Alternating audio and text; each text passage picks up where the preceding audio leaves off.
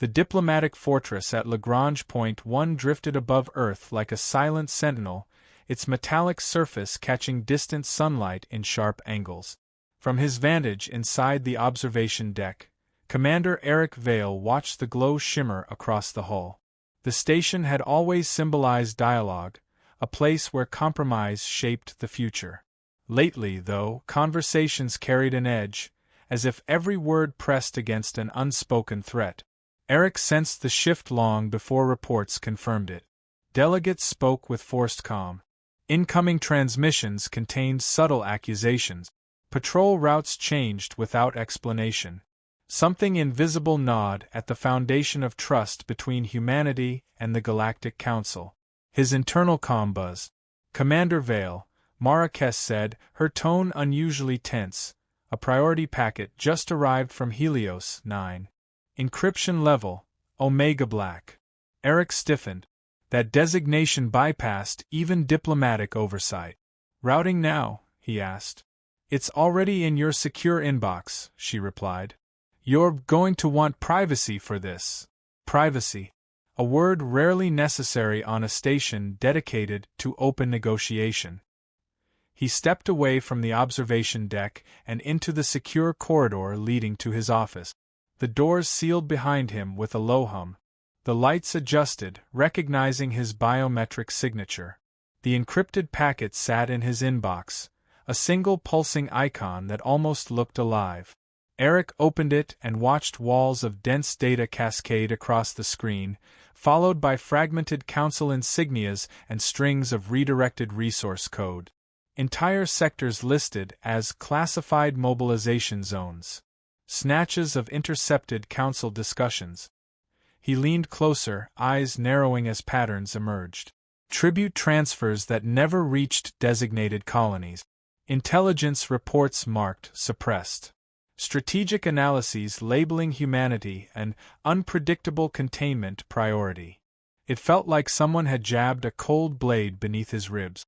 He activated a voice decrypt. A distorted whisper filled the room. "Project compliance is failing. Human influence must be further restricted. Autonomy cannot be permitted to expand." Eric froze. The words echoed in his skull long after the recording ended. A knock startled him. Mara stepped inside before he could respond, her expression tight. "You saw it," she said. He nodded. "How long has this been happening?" "I can't be certain," she answered. "But someone at Helios 9 risked everything to send this." Eric ran a hand across his jaw. "These aren't clerical mistakes.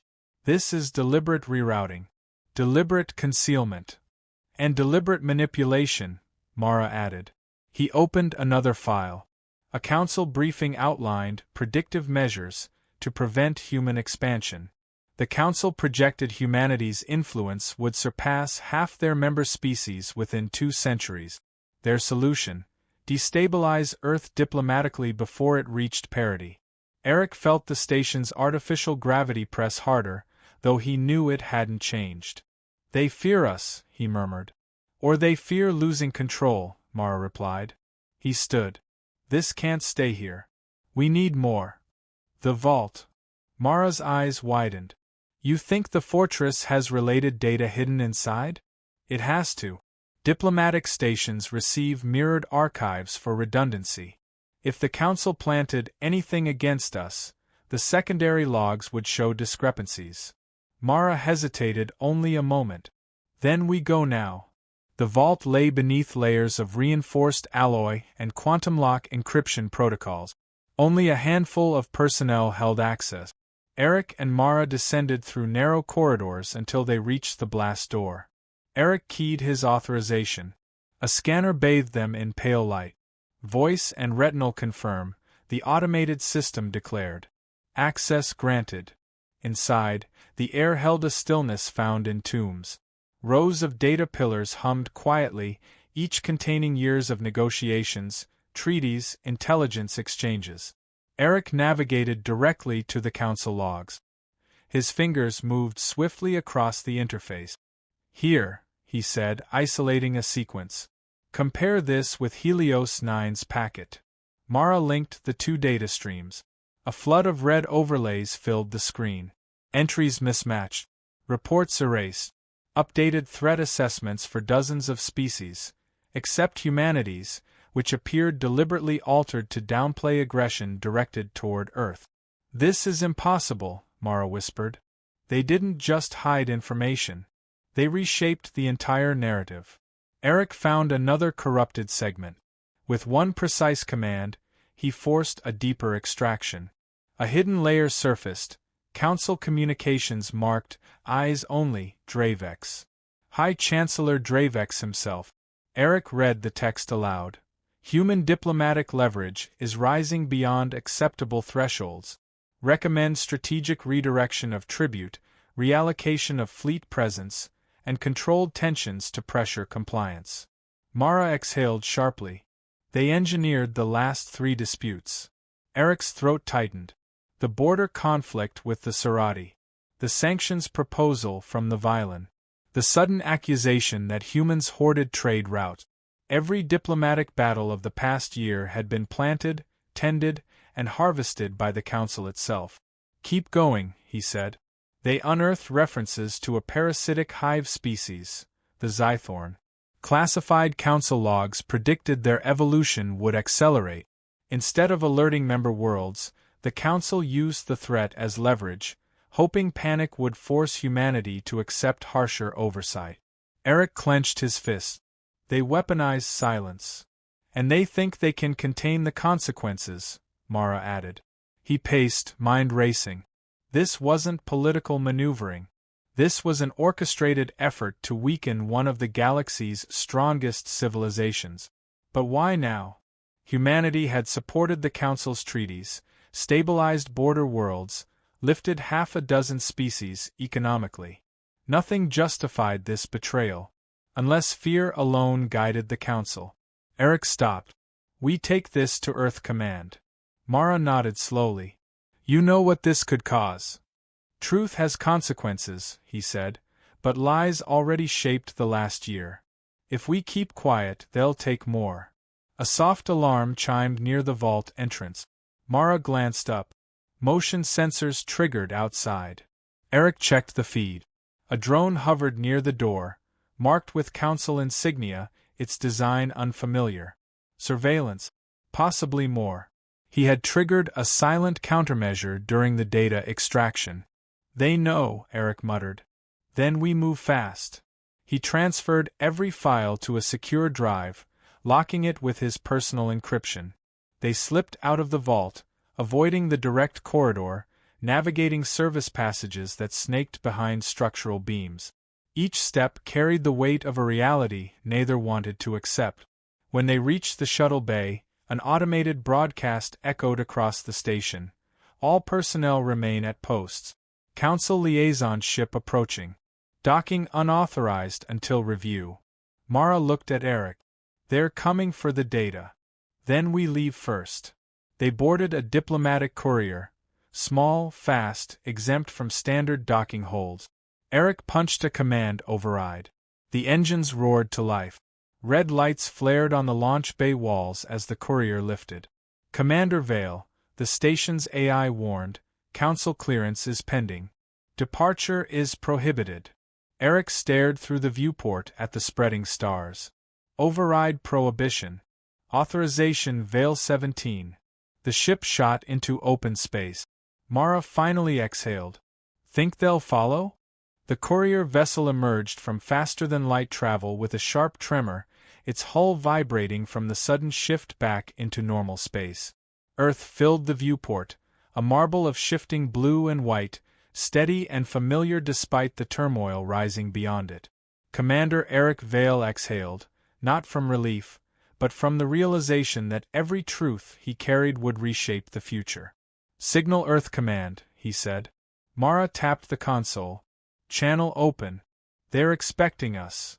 The comm crackled before stabilizing. "Commander Vale, proceed to Dock 3. Triumvirate security is waiting." Waiting.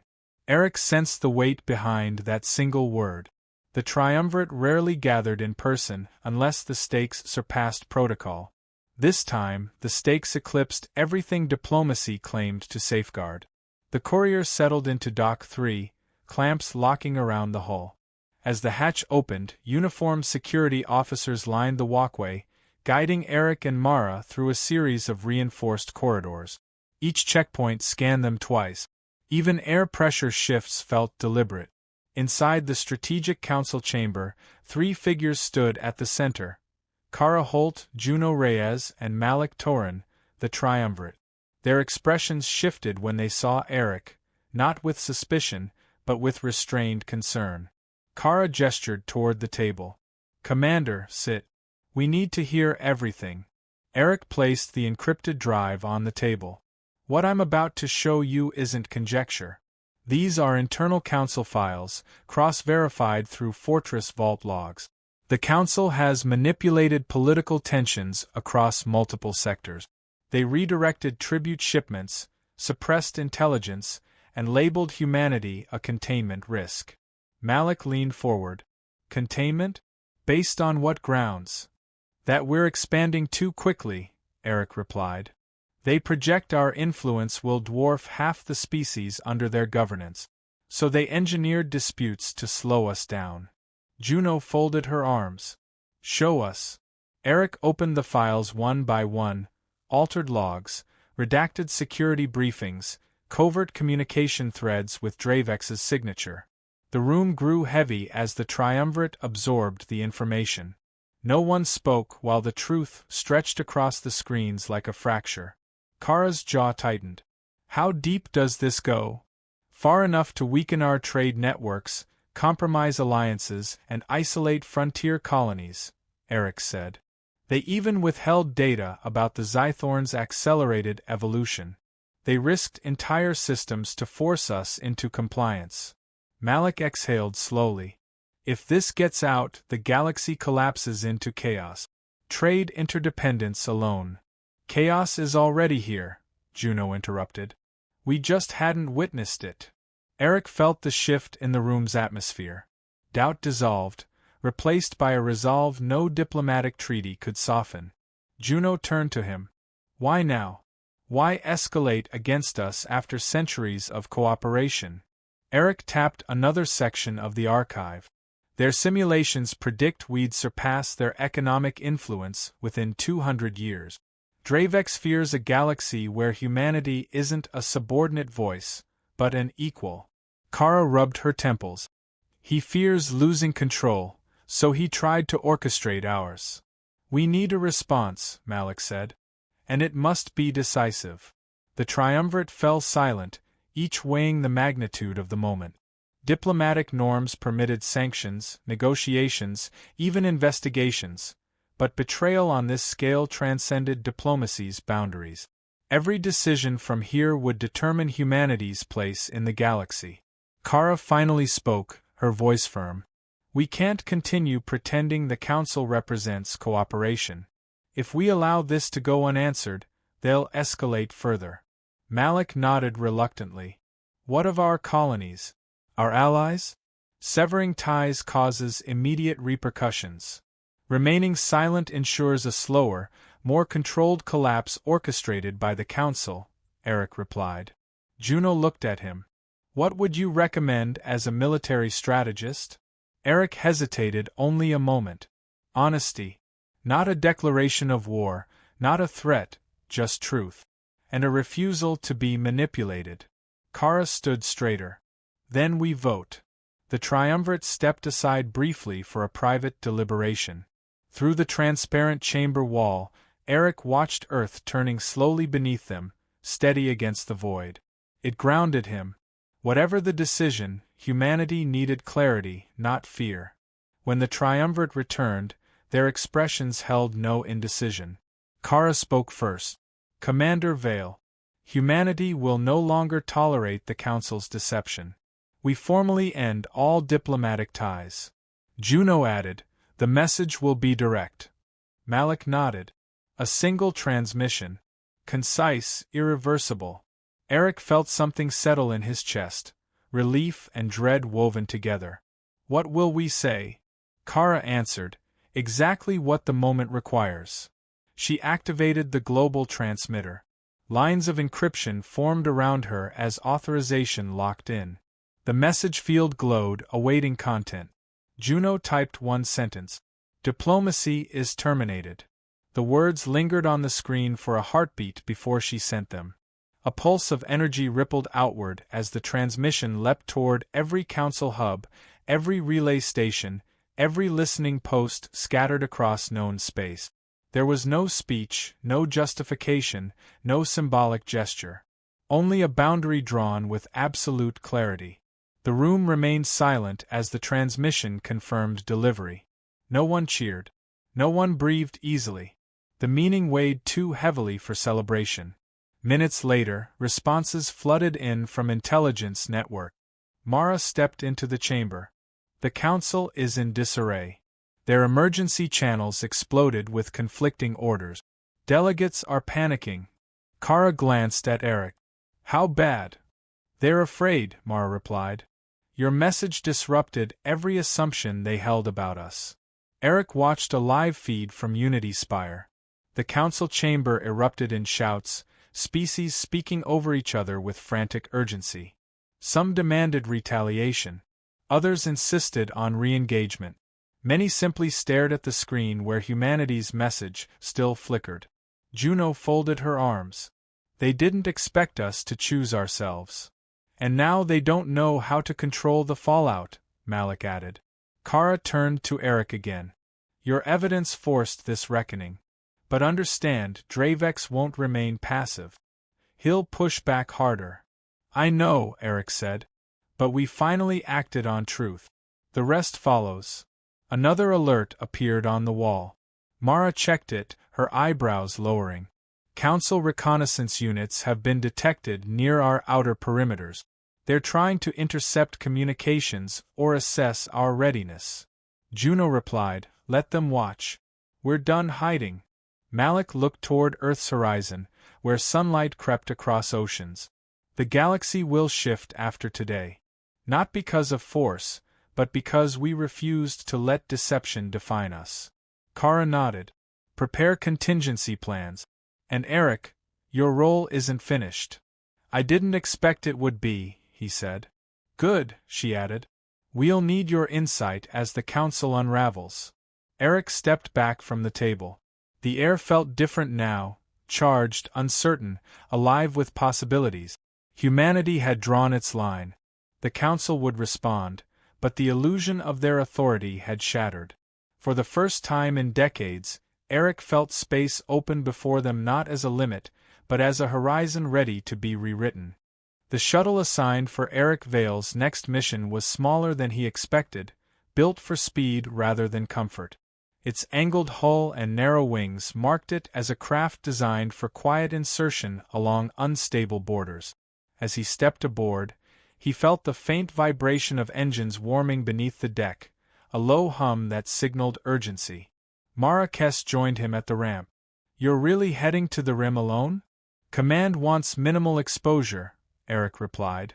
If council agents track me, they'll assume it's routine observation, not an investigation tied to the severance. She handed him a data tablet.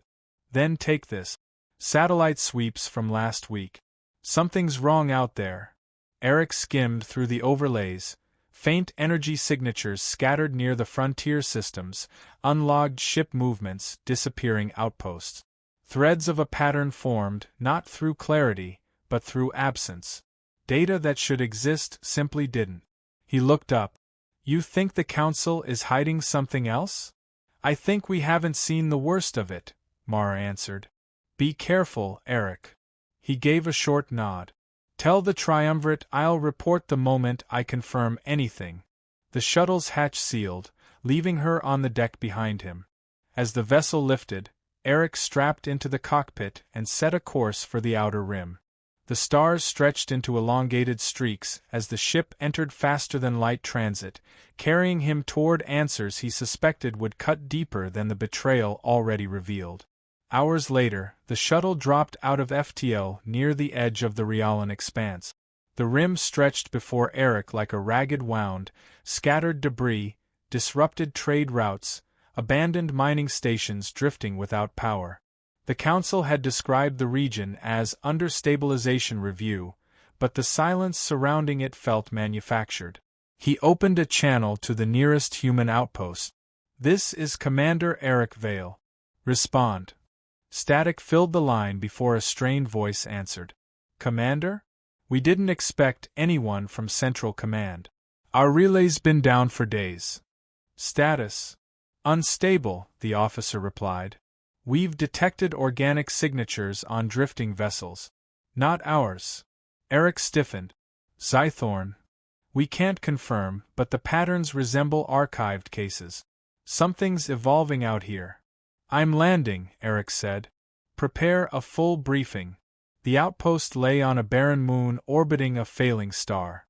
Its exterior lights flickered, half the perimeter fencing collapsed under previous skirmishes. When Eric stepped out of the shuttle, the air tasted metallic, as if the environment carried the memory of fear. Inside, Lieutenant Bren met him with a hollow expression. "Commander Vale. Follow me." They walked through dim corridors to the command center.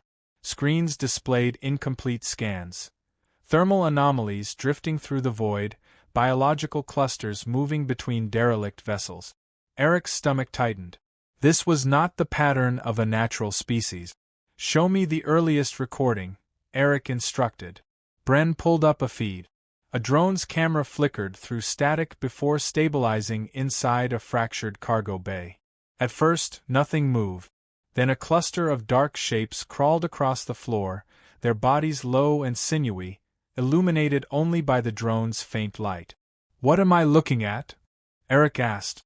"They weren't like this in previous cycles," Bren said. "They've adapted. Faster. Smarter." Eric leaned closer as a creature lifted its head toward the drone. Mandibles clicked. A second creature joined it. The two moved in a coordinated pattern, instinctively framing the drone as prey. The footage cut abruptly when they leapt. Eric straightened. "How many systems are affected?" "At least 4, Bren replied. "Council forces passed through months ago, said they were conducting routine sweeps. After they left, the infestations spiked." A realization settled in Eric's mind, not sudden, but cold and steady. The Council hadn't simply hidden the Zythorn threat. They had accelerated it. "Do you have any Council logs from their deployment?" Eric asked. "We recovered fragments from a damaged beacon," Bren said. "They left in a hurry." He handed Eric a chip. Eric inserted it into his wrist console. Short bursts of encrypted Council transmissions appeared, broken but legible. "Genetic modulation successful. Behavioral shift accelerated beyond projection. Risk of uncontrollable spread acknowledged but deemed acceptable." Eric's jaw clenched. The Council had genetically manipulated the Zythorn to ensure rapid proliferation. And they had done so within the Rim, human territory, knowing lives would be lost. "Commander," Bren said quietly, "why would they do this?" "To force vulnerability," Eric replied. "To create a threat only they could claim to solve." "But they failed," Bren said. "No," Eric corrected, "they lost control." He walked toward the observation window overlooking the moon's surface. The landscape glowed faintly under the dying star. Ships drifted above the horizon, some human, some alien. All abandoned. A graveyard engineered through deceit. Eric opened a channel to Earth Command. "This is Vale. Priority update. The Council tampered with Zythorn biology. Outbreak-level events imminent. Send containment teams and prepare to secure affected sectors." Kara Holt responded almost instantly. "Commander, you're certain? I have logs confirming their involvement. They weaponized evolution, then retreated before the consequences manifested." Malik's voice joined the channel. "Do neighboring species know?" "No. And the Council kept them in the dark intentionally." Juno spoke last. "Then our severance was not a reaction. It was a necessity." Eric's console beeped with an alert. A foreign vessel approached the outpost, sleek, dark, unmistakably Council-made. "Commander," Bren warned, "that ship isn't broadcasting identification." Eric switched to tactical view. They're scanning the area. The ship pivoted, releasing a probe that drifted toward the moon's surface. A targeted sweep. They're looking for me, Eric said. They knew you'd come to the rim? They know I'm following the truth, Eric replied. And that truth is unraveling their control. He returned to the comm triumvirate. Council reconnaissance units are active. They're trying to contain the narrative. Kara answered, then avoid confrontation. Gather what you can and return for debrief. Eric closed the channel and stepped toward the shuttle. Bren called after him. What happens now? Eric paused at the ramp. The Council crossed every line to control the galaxy. Our job is to expose the consequences before more lives are taken. And when Dravex realizes he can't bury this? He'll come after me, Eric said. But he won't stop what's already in motion. As the shuttle ascended, Eric glanced back at the moon, a symbol of the Council's ambition gone feral. The Zythorn infestation wasn't a mere threat. It was a revelation of the extreme lengths the Council would pursue to preserve power. The galaxy wasn't unstable by accident. It was engineered. And Eric Vale carried the proof that would shatter the last illusion holding the Council's authority together. He set a course for home, unaware that far behind him, the Council vessel shifted direction and locked onto his flight path. Dravex had already decided. Eric Vale would not be allowed to reach Earth again. Eric Vale reached Earth Command with a pace that betrayed the urgency burning through him. Security escorts guided him straight to the triumvirate chamber, where the atmosphere carried a tension far sharper than before. Screens filled the walls, showing live Council feeds, each one descending further into crisis. Kara Holt pointed toward the central display as Eric entered. Your reports hit the global intelligence nets 10 minutes ago. The galaxy is already reacting. Millions of transmissions scrolled across the screens. Warnings, accusations, demands for explanations. Entire systems were broadcasting their shock. Some condemned the Council, others demanded immediate investigations. A few called for total dissolution. Juno Reyes faced Eric directly. You uncovered the evidence confirming Council interference with the Zythorn. No one can deny it now. Malik Torin tapped a control panel, bringing up internal Council footage. Delegates shouted over each other inside the Unity Spire, their voices rising in disbelief as the leaked files projected above them. Dravex stood at the center, trying to silence them, but the chamber he once commanded now rejected his authority. Eric stepped closer. Once the evidence spread, could they even attempt to deny involvement? They tried, Malik said. It failed almost instantly. Kara turned back to Eric. Your presence is required for the next phase. We need to secure Dravex before he manipulates events further. Eric straightened. You're planning an extraction. We're planning stability, Juno answered. The galaxy won't calm until the architect of this crisis is held accountable. Before Eric could respond, alarms pulsed through the chamber. Mara Kess sprinted inside with a tablet in hand, breath sharp. Commander Vale, she said, the Council ship that followed you from the rim has been confirmed. They weren't monitoring you.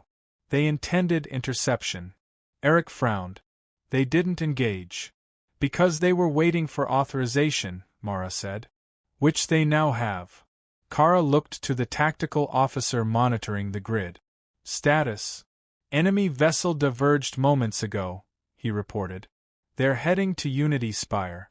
Dravex may be preparing an escape. Juno's voice hardened. We can't allow that.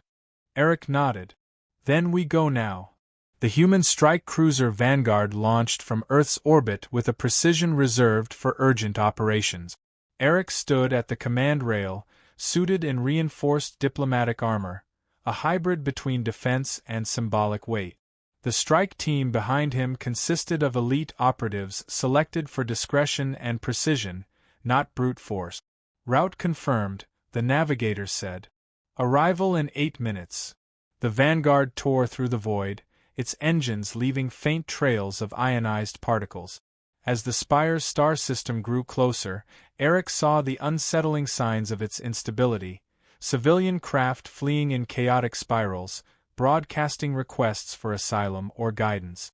The spire appeared moments later, floating like a fractured monument. Its once pristine architecture flickered with blackouts. Small bursts of light erupted from its foundation, likely clashes between rival security factions. The strike captain approached Eric. "Operation is straightforward. Secure the Chancellor. Avoid civilian casualties. Extract immediately." Eric nodded. "Dravex must be taken alive. The galaxy needs a trial, not a martyr." The Vanguard locked onto a docking port near the administrative level. Eric and his team boarded the airlock and advanced into the shadowed corridors of Unity's spire. Inside, smoke clung to the ceiling. Holographic displays flickered with half-rendered messages. Delegates ran past the team, desperate to escape the chaos below. The polished floors shook as distant detonations vibrated through the structure. Eric turned to the squad. "Dravex is likely in the central chamber. Move." They navigated the corridors swiftly. Twice they encountered council guards, divided between those defending Dravex and those attempting to arrest him. Neither side expected human operative. Eric neutralized conflicts with decisive authority. A guard raised a weapon at the team. Eric stepped forward. "Stand down. Humanity is not your enemy." The alien hesitated, eyes flickering between fear and exhaustion. He lowered the weapon. "Take him," he muttered. "End this."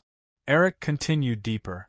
When they reached the chamber entrance, the tall doors quivered under pressure. Eric pushed them open and entered.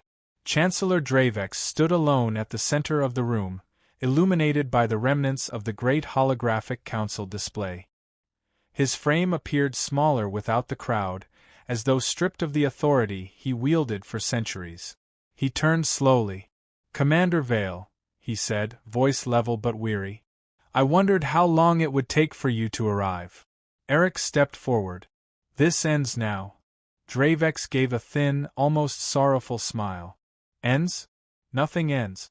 The galaxy survives only through the guidance of those who understand order. You manufactured threats, manipulated species, weaponized an evolutionary plague. I preserved peace," Dravex countered. "Humanity grows unchecked. You reshape cultures simply by existing. Without limits, you would rewrite the galaxy." Eric met his gaze without wavering. "We earned influence through cooperation, not coercion. What you did wasn't protection. It was fear." Dravex's eyes darkened. "Fear is the only constant that prevents chaos." "Truth prevents chaos," Eric said. "And your truth is unraveling." Dravex tapped a device hidden beneath his sleeve. A low hum filled the chamber as dormant consoles activated around them. Streams of code flickered across the walls. Eric recognized it instantly, an activation signal. "You triggered the Zythorn beacon," Eric said. Dravex didn't deny it. "If the galaxy rejects the Council, then the galaxy will learn the price of its rebellion." Eric lunged for the central console, bypassing the security lock with practiced precision. "You won't unleash them. Not today." The hum grew louder. Eric's fingers raced across the interface, overriding command pathways with emergency shutdowns. Error warnings pulsed red around him. Dravex watched. "You can delay it, but you can't stop what has begun." Eric ignored him, diving deeper into the system. He traced the signal path, severed the relay nodes, and forced the beacon offline. The chamber lights flickered before stabilizing. The hum dissolved. Eric exhaled, steady but drained. "It's over." Dravex straightened, his calm returning. "You think capturing me will fix this? You underestimate how much the Council held together." Eric stepped forward. The Council held nothing together. It held everything down. Operatives moved in to restrain Dravex. He didn't resist. As they escorted him from the chamber, small groups of delegates gathered in the hallway. Some watched in silence. Others whispered in disbelief. A few bowed their heads, not in submission, but in recognition of a turning point. Hours later, the Vanguard carried Eric and his team back to Earth. Dravex remained in containment below. Reports flooded in from across the galaxy. Species withdrawing from the Council, transitional governments forming, relief spreading through frontier colonies. In the central hall of Earth Command, the triumvirate awaited Eric's return. Kara approached him first. "It's done." "Yes," Eric replied. "He's alive." "And the beacon was shut down before transmission." Malik nodded. "The galaxy can rebuild without the shadow of his authority." Juno studied Eric quietly.